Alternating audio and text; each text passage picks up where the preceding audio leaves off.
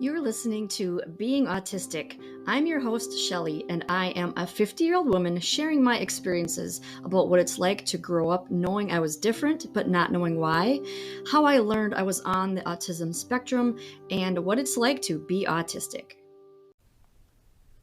Hello, everyone. In this episode, I'm going to talk about the 3 functional levels of autism, specifically about what you probably have heard as being called high functioning and low functioning.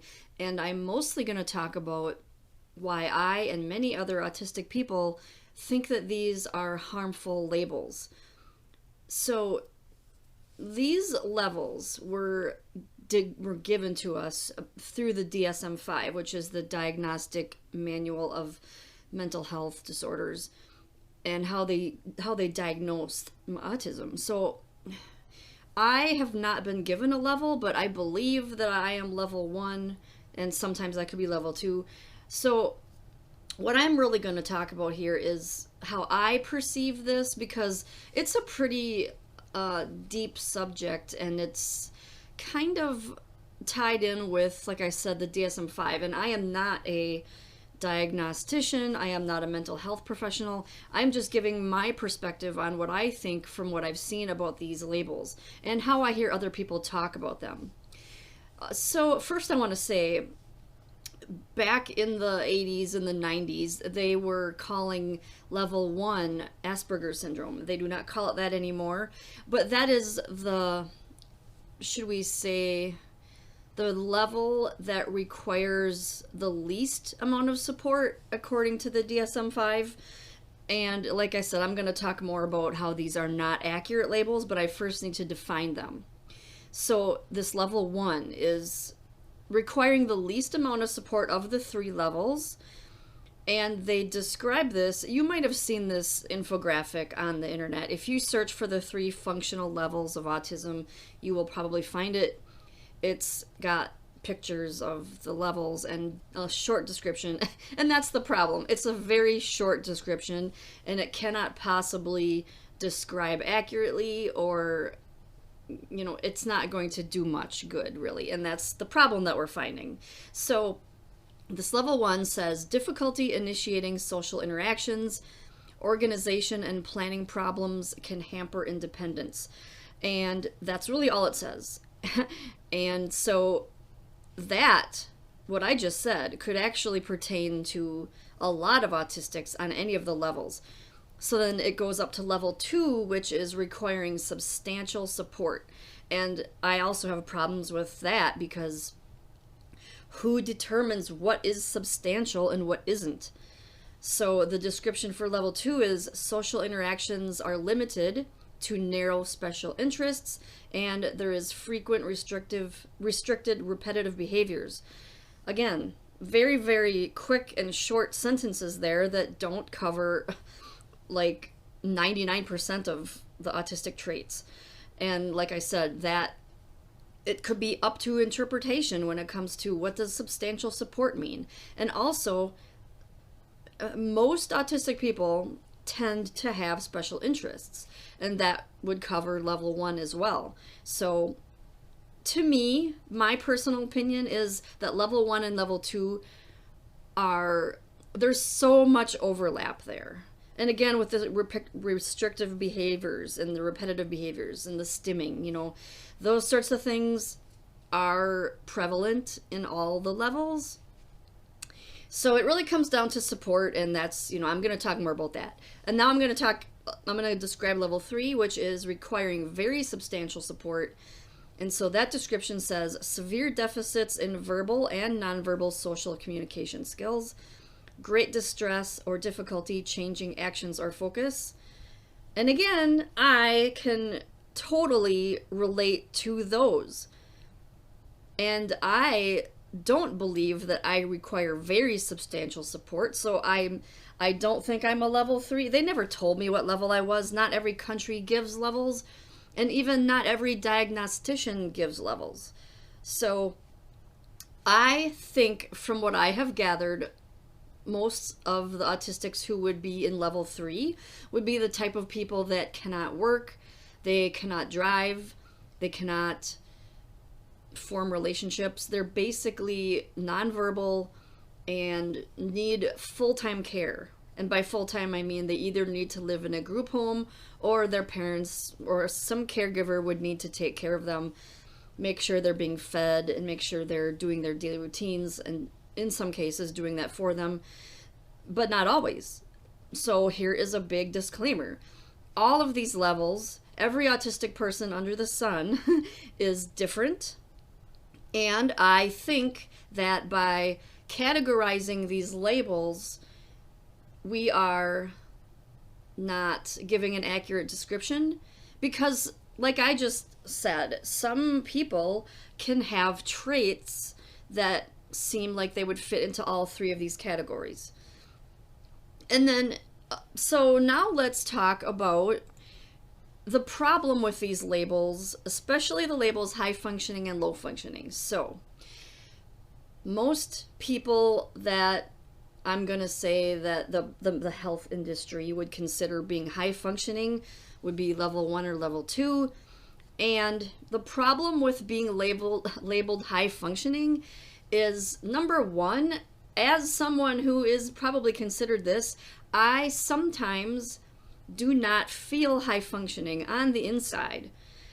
People can look at me from the outside and think that I have my life together. I'm not being taken care of by anyone. I can feed myself. I can drive. I have had jobs before. I have had relationships before. So that is what they consider high functioning.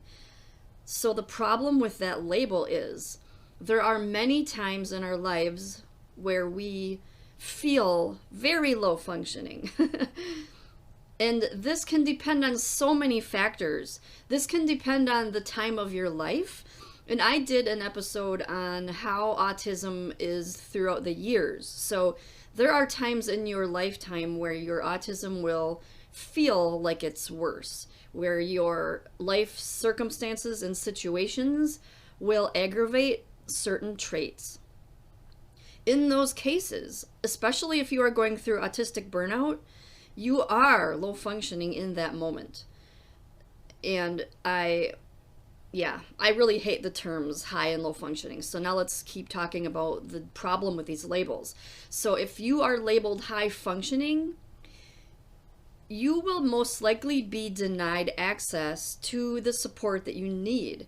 And that is because, like I said, from the outside, these health professionals think that we can do all of the things all of the time. And that is what leads to burnout. That's what masking does to you. Masking is pretending that you are higher functioning than you're able to be. So by looking at your life and saying, oh, I see that you're able to operate a vehicle. I see that you are able to, you have had a job before. This means that you don't need any support. That's what they think. But then there's no criteria to help you get that support when you need it, if your life has changed since the time when you didn't need the support. So another way that this is a problem is it downplays the struggles that we go through. So, like I said, they think that we can do all of the things all of the time, and if we are struggling with something, they're just going to say, you've done this before. Why can't you keep doing this? You are not really struggling. That's what they think. So, and that makes the problems worse. It makes mental health problems worse. Anxiety and depression. And the burnout, if you are experiencing burnout. Those things all get worse when you are struggling on the inside, but nobody sees your struggles from the outside. So this is only based on how the world sees you. And that's why it's a problem. Because labels are too narrow. And that's the problem with these graphics that you will find on the internet that talk about these levels. They don't explain how you can jump from one section to another. There's overlap between the sections. So it's not narrow enough. I mean, I'm sorry, it's too narrow. It's not specific enough to you. Everybody's different, you know. You could be someone that is very high functioning to the world, and you might even feel like you can do a lot of stuff that, you know, you might think you don't need any support in some moments, but then later in your life you might be going through some horrible problems that aggravate your autism traits, and then you are going to struggle, and you might even get to the point where you can't hide the struggles, and you really do start breaking down and become low functioning. This can all happen. All of these things can happen. So now I'm going to talk a little bit about the problem with the low functioning label. Someone who is on the level 3, someone that requires substantial, very substantial support, full-time care. If someone is labeled as low functioning in that sense, they are usually denied any opportunities for their own independence, and it downplays their abilities. So autistic people, it's a spectrum. We all have bits and pieces of different ends of the spectrum, different categories of the spectrum, I should say. So everybody has their own specific profile of how they are. And if you are labeled as low functioning, but yet you do have amazing abilities in some areas, which you most likely will, then it's a misleading label, because they're going to look at you and say, you know, they might even treat you like a child and not help you to become more independent. So there's that too, you know. It's only based on how the world, how the outside environment looks in on the person. And this brings me to the whole thing about, I've seen this said a lot, and I totally agree, that we know more about our condition from living it than an expert that is not autistic. So like, let's say you're going to a therapist who is not autistic, and whatever they tell you, it's almost like, and I did an episode on this as well because I feel very strongly about therapy and how it is for autistic people. Whatever they tell you, you have to take it with a grain of salt, because your experience is more important than what they tell you your experience should be, or even how they see your experience from the outside. One example is that I had with my therapist not too long ago.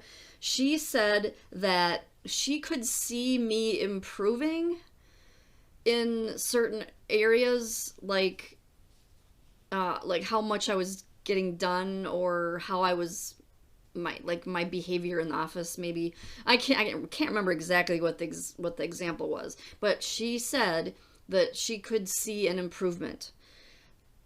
And my first thought when she said that was basically, okay, but you don't see how I feel on the inside, and I do not feel like I am improving. In fact, I felt like I was doing worse, and somehow she thought that she saw that I was doing better than I was. And like I said, it's kind of like a roller coaster. Life is a roller coaster for autistic people. Some days you can be really capable of certain things, and some other days you would not be. And it can also depend on how much you're masking. If you're masking heavily, of course people are going to think that you're doing good, you know? And that's why the labels are not helpful, because it's all, you know, autism is a internal experience. Nobody on the outside can tell you how you feel on the inside. They cannot tell you how it is making you feel and how it's making you act, and you know, you are the expert on yourself. And I know there might be some people out there that disagree with me on that, because they might think, well, I'm not an expert, I don't know much about autism. Like, you might have just been diagnosed, and you might not know quite yet what the traits are. You might not know how autism has affected your life. And Yes, it is helpful to get some outside perspective on that and to learn about it. Of course, learn about autism, talk to other autistic people. But in the end, you might not be able to explain, you might not have the words for what you're experiencing, but you are still experiencing it. One example is I never knew what masking was. I grew up not knowing I was autistic. I did not know I was autistic until I was 49. Therefore, my entire life until I was 49, I experienced all of the autistic traits, but I could not tell people what I was experiencing because, like, since I didn't know what masking was, I didn't know that what I was doing was masking. I just thought, I don't know why this is hard for me, but it is, and I'm gonna pretend that everything's fine. I'm gonna pretend that I'm just like you, neurotypical people. But in reality, I was masking and struggling and didn't have words. Like some other examples for this would be dyscalculia. I think it's pronounced like that. There's a lot of other words for, like dyscalculia is where numbers are confusing to you. If you're really bad at math, like I was, that's dyscalculia. And if, like, dyslexia is where you switch words and letters around in your head, and I did that my whole life too. There are some words that I literally thought were pronounced completely different and spelled completely different, and all of a sudden when I was an adult I'm like, wait a minute, that's how you say that word? I was flipping those two consonants around so it was a completely different word. I just didn't see it the way that it was written. So these are all, there's a lot of these types of things. I don't have a full list off the top of my head, but basically what I'm getting at here is there are many traits of autism that have labels, that have words to them, but we never knew what those words were if we did not know we were autistic. And so, yeah, I totally forgot where I was going with that, but I think I said what I needed to say. So now that I've explained the difference between high functioning and low functioning and why they're not quite helpful, I also want to say something good about the label of autism. A lot of people don't like this label of having, they would rather say, I have sensory issues or I struggle with social interactions. You don't have to tell people that you're autistic. But here's the thing where I do think the autism label is good for me, and for some other people might think this too. Basically, this particularly describes someone who has grown up not knowing they were autistic, like me. That's my only experience. So I grew up not knowing. Therefore, all of the autistic traits that I had that were causing issues in my life, I didn't have a label, I didn't have an explanation, so I was forced to just label it myself with what other people were labeling me as. Like freak and weirdo and all of the negative words, lazy, stupid. I'm sure you've been called names if you are autistic and you were bullied as a child, if you were bullied by bosses, coworkers, if you were labeled slow or weird or quirky, stupid, any of those negative words. Those are probably the words that you internalized and thought you really were. I grew up thinking that I was stupid and lazy and I don't know what the word would be for not fitting in, different. And when you're a child, the word different is bad. Nobody wants to be different when you're a child. You want to be accepted by everybody else. And so being labeled different was negative. So the thing with those labels is those were bad labels because we did not have the label of autism.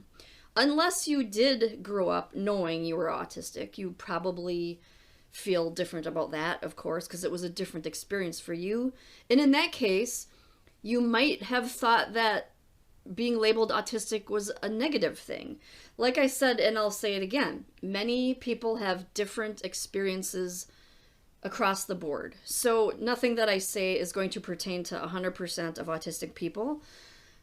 So, whatever your experience is, the important thing to understand is that you get to choose what labels pertain to you. You might actually be fine with the high functioning label.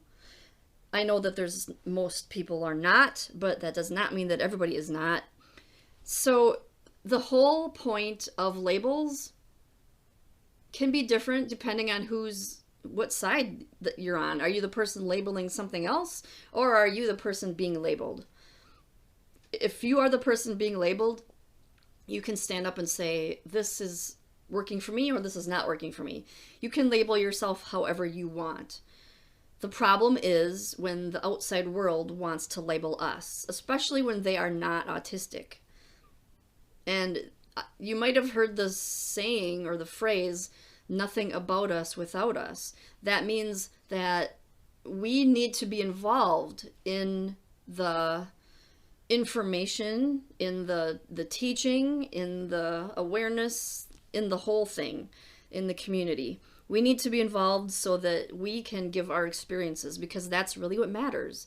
And like I said, and I'm going to say it again because it's so important, our experience, our lived experience of having something, well, not having something, being something for our whole lives is more helpful for us to understand. It's more important than what somebody else says. So the whole subject of labels, like I said, it's nuanced, and you could fall on one side or the other side and have different opinions, but I think that the most important thing is, how do you feel about the label? If you feel okay with it, use it, and don't let other people label you. So if you are what they call low functioning, label yourself as whatever you want. And if you are labeled as high functioning, same thing. I'm kind of getting tongue-tied here, but basically I still think that it all comes down to you having not the priority. What's the word that I'm trying to think of? That your experience means more than somebody else's opinion of your experience. That's a good way to put it.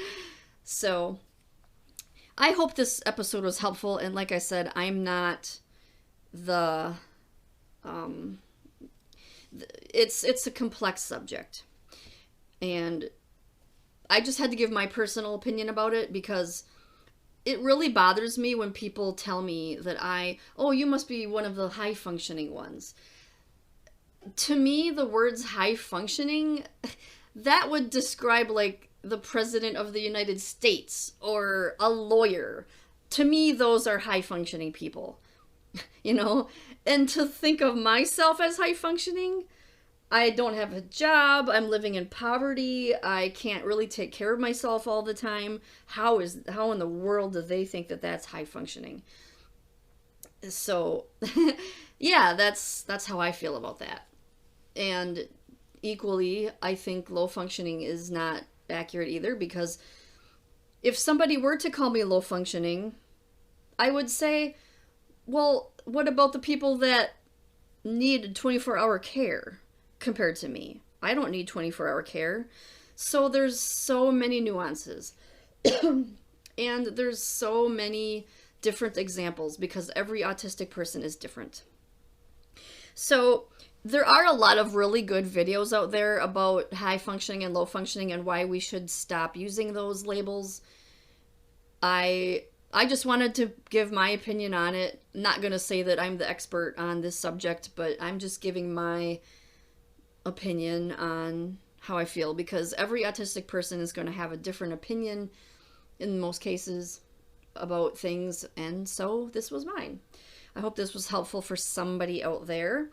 And if you want to leave a comment, I have a YouTube channel where I put all of my episodes up on YouTube because that's where people can talk to other autistic people.